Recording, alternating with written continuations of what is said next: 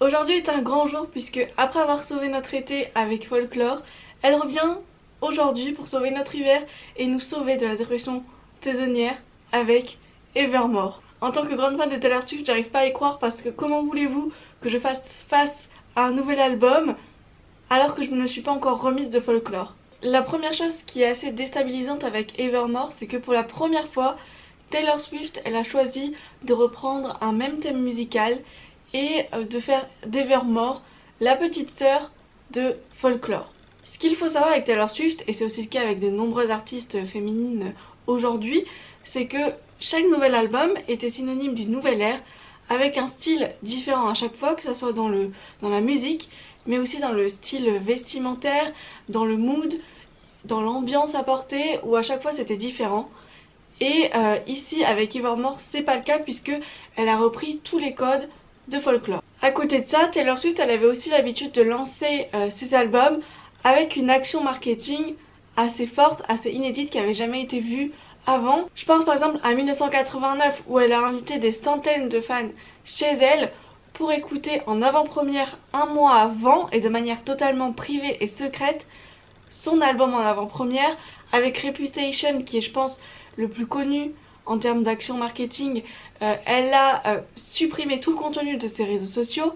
Avec Lover, il y avait plus un côté merchandising avec des extraits de ses journaux intimes et un concert ultra privé où elle a invité des fans du monde entier à l'Olympia pour écouter pour la première fois en live Lover. Et avec Folklore, on avait eu cet album surprise sorti du jour au lendemain et c'est ce qu'elle refait aujourd'hui avec Evermore. Je pense qu'aujourd'hui, le fait qu'elle reprenne le même thème que Folklore et la même action marketing, c'est aussi un moyen de dire au public, à l'industrie musicale, voilà, moi si j'ai envie de faire un autre album qui est dans la même sonorité, même si c'est pas ce qu'on veut de moi, eh bien je vais le faire. The female artists that I know of have reinvented themselves 20 times more than the male artists. They have to, or else you're out of a job, constantly having to reinvent, constantly finding new facets of yourself that people find to be shiny. Après le côté un peu plus risqué avec le fait de reprendre une même ambiance, un même modèle musical, c'est que bien entendu les gens ont adoré Folklore, à la grande majorité, les critiques ont adoré Folklore, donc il y a un peu de pression avec cet album puisqu'on a envie de retrouver tout ce qu'on a adoré chez Folklore. Vous voyez ce que je veux dire? Voilà un petit peu ma petite analyse sur Evermore avant d'avoir écouté l'album. Et sans plus tarder, eh bien écoutez, on va commencer parce que là je suis trop impatiente. Et je pense qu'on va encore avoir une belle démonstration de storytelling avec cet album. Ce que je vais faire c'est que on va regarder ensemble le clip Willow. Comme ça je vais vous donner un premier avis. Et à côté de ça je vais aussi vous insérer des extraits de mon écoute de l'album. Et ensuite je reviendrai vers vous pour faire une petite analyse générale d'Evermore. Je suis pas prête. On respire. Le clip déjà il commence avec la fin de Cardigan. Ok, on appuie sur play. Oh j'adore qu'elle reprend le même fil que Cardigan, c'est... Waouh. Oh waouh. Oh waouh. Ce que j'adore déjà avec l'ambiance de ce clip, c'est qu'il y a vraiment le côté fantasy, mystique. Enfin, j'ai l'impression vraiment de plonger dans un conte avec la forêt. Là, elle plonge, on dirait une sirène. Enfin, oh là là. Oh, trop mignon. Wow. Une princesse.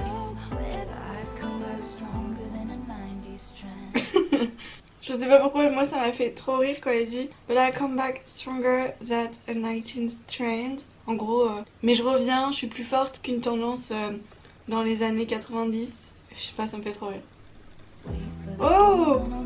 Alors là, avec la neige et tout, enfin, je suis pas fan de Twilight du tout, mais je trouve qu'il y a vraiment un côté un peu Twilight, sorcière, et ça j'adore. Au niveau des décors, de la mise en scène, on sent vraiment que par rapport à Cardigan, il y a eu une envie de complexifier un peu tout ça et de vraiment insister sur le côté conte, mystique, légende.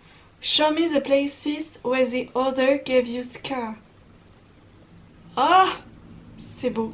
Vraiment là je sens qu'on va pas être déçu, qu'on va vraiment retrouver au niveau des paroles quelque chose à la folklore qui est vraiment magnifique. Take my hand, that's my man. Oh, on retrouve le piano comme à la fin de Cardigan. Ce clip c'était d'une douceur, vraiment quand Taylor Swift elle a dit que Evermore serait la sœur de Folklore. C'est vraiment le cas, on retrouve toute l'ambiance et tout ce qui a pu nous plaire dans Folklore. Et ce que j'aime beaucoup avec ce clip, comme je vous l'ai dit pendant qu'on regardait ensemble, c'est qu'elle a vraiment insisté en termes d'image sur le côté plus folklorique, légende, conte. Je vais la réécouter encore une fois et je reviens juste après pour qu'on en discute, ok? Par rapport à Willow, j'ai trouvé que Taylor Swift, juste avant la sortie du clip, avait fait un petit commentaire dessus où elle disait que ça représentait tout le désir et la complexité dans le fait de vouloir quelqu'un amoureusement. Donc on voit très bien que c'est une chanson qui parle de ça. Et ce qui est intéressant, c'est qu'elle a voulu que cette chanson soit un sorte de sortilège pour envoûter la personne qu'on aime. Et ça, je trouve que c'est vachement intéressant parce que c'est ce qu'on trouve dans la sonorité de ce titre. Donc voilà, il y a vraiment, encore une fois, cet enjeu de vouloir jouer avec le côté folklorique, les contes, etc. On le sent musicalement dans le clip et dans les paroles. Une autre chose qu'elle a dit, c'est que y avait une scène qui représentait la manière dont elle se sentait par rapport à la célébrité. Et ça, je pense très clairement que c'est la scène où on la voit dans une sorte de cage en verre où elle chante et elle peut plus... Elle soulève un drap, elle se rend compte que c'est un mur, elle ne peut plus sortir. Donc ça, je pense vraiment que c'est une période où elle a dû se sentir prisonnière de son label ou d'un style musical, etc. Maintenant, nous allons dans le vif du sujet puisque je vais écouter l'album. Je vous mets quelques extraits et je reviens vers vous juste après. Willow était la première chanson de l'album et je vais passer direct à la seconde qui n'est autre que Champagne Problems. Et cette chanson m'intrigue énormément. Il y a un côté un peu New Year's Day, si vous connaissez l'album Reputation. Ça me fait très penser à ça. Oh mon dieu, cette chanson est magnifique. Extrêmement triste, mais magnifique. La seconde, Gold Rush. Oh, un peu plus dansant celle-ci.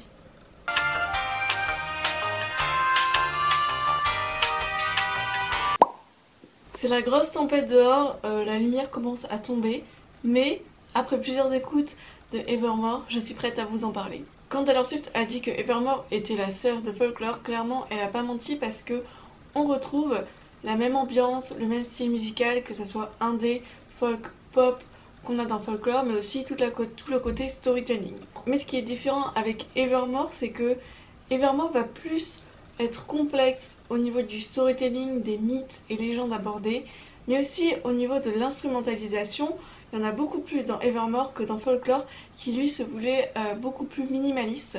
Par contre, j'ai trouvé que dans Evermore, mais ça c'est mon avis personnel, que les bridges étaient beaucoup moins puissants et percutants que Folklore.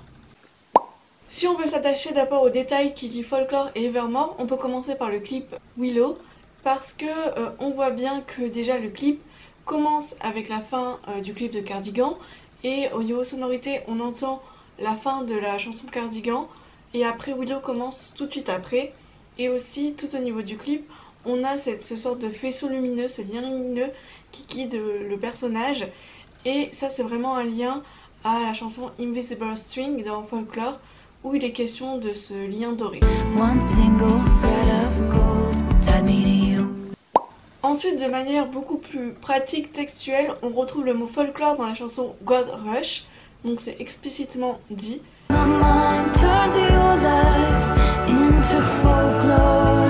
Et ensuite, du côté du storytelling, on sent que Taylor Swift a voulu créer un lien entre Folklore et Evermore, puisqu'elle a dit avant le lancement de l'album que l'un des personnages, Dorothea, qui est l'un des nouveaux personnages de Evermore, aurait été dans la même école que Betty, James et Inès, qui sont des personnages de Folklore. Dorothea, c'est une jeune fille d'une petite ville qui va devenir un phénomène hollywoodien. Et ce qui est intéressant, c'est que comme dans Folklore, on a des chansons qui sont liées entre elles. Par exemple, Dorothea et The Cheese Jam Season, parce que dans The Tis Damn Season, on va retrouver un personnage qui va retourner dans sa ville d'enfance et qui aujourd'hui habite à LA. Et dans Dorothea, on suit un personnage qui connaissait ce personnage, Dorothée, et qui aujourd'hui a suivi son ascension parce que elle est à l'heure actuelle une grande star hollywoodienne. I'm staying at my parents' house, and the road now I'm taking looks real good now, and it always leads to you in my hometown. I'll go back to LA and the so-called friends who write books about me if I ever make it. You got shiny friends since you left town. A tiny screen's the only place I see you now. C'est un lien qui a été validé, confirmé par Taylor Swift elle-même, puisqu'elle a avoué ce lien dans la préface de l'album. Ensuite, on retrouve plusieurs thématiques similaires, notamment le thème de l'infidélité, puisque Illicit Affair dans Folklore rejoint Ivy dans Evermore. On a aussi également une nouvelle chanson country dans Evermore qui s'appelle Cowboy Like Me, qui fait bien entendu un lien avec Betty dans Folklore. De plus, tout comme dans Folklore, on a un duo avec Bon Iver. Dans Folklore c'était Exile et dans Evermore c'est la chanson Evermore qui est le titre de l'album. Et enfin le dernier thème commun, c'est qu'on retrouve un lien avec un personnage historique et qui touche particulièrement à Taylor Swift, puisque dans Folklore on avait Epiphany qui parlait de son grand-père qui avait fait la guerre, et The Last Great American Dynasty qui parlait de Rebecca Harkness. Et aujourd'hui dans Evermore, on a Marjorie qui parle de sa grand-mère qui était une chanteuse d'opéra assez connue à l'époque.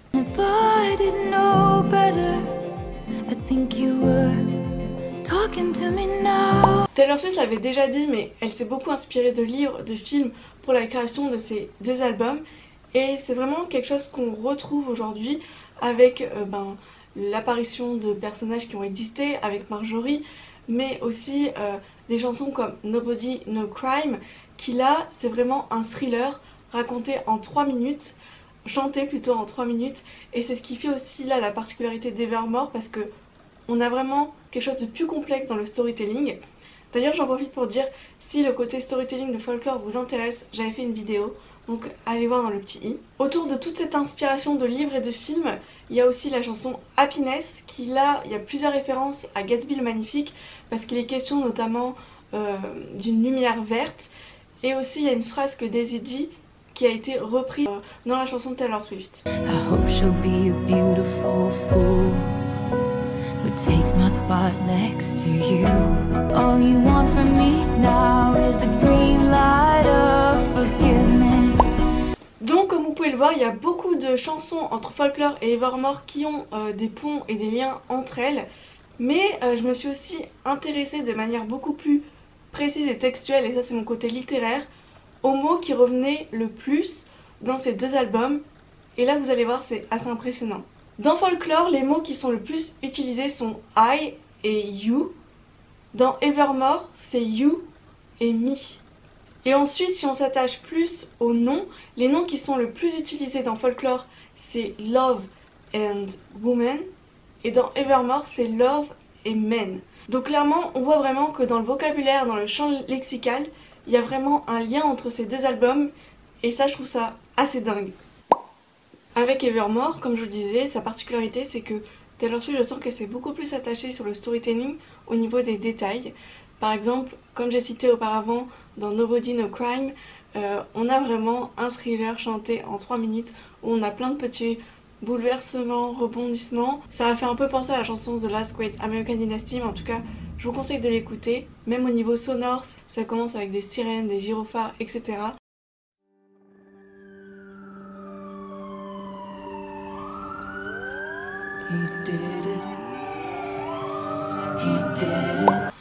Par exemple aussi dans Marjorie, ce qui est intéressant, c'est que quand on regarde la distribution qui a participé à cette chanson, on voit que dans le fond sonore, elle a utilisé la voix de sa grand-mère, qui est donc le sujet de cette chanson. Mais la grande différence entre Evermore et Folklore, qui a été dit par Taylor Swift, c'est qu'elle voyait Folklore comme un album printemps-été et Evermore comme un album automne-hiver. Et c'est vrai que c'est le cas puisque dans Evermore, on a 3 chansons qui tournent autour des thématiques de l'hiver. On a Evermore, Tis Damn Season et Ivy. Donc ce qui est intéressant avec Evermore et Folklore, c'est qu'il y a vraiment une continuité entre ces deux albums, comme si un peu c'était soit une série avec plusieurs saisons ou un livre avec plusieurs tomes, vous voyez ce que je veux dire? Je sais pas s'il y a un autre artiste qui a déjà fait ça, mais c'est quelque chose que j'avais jamais vu, de faire voilà des albums un peu comme différents épisodes d'une série.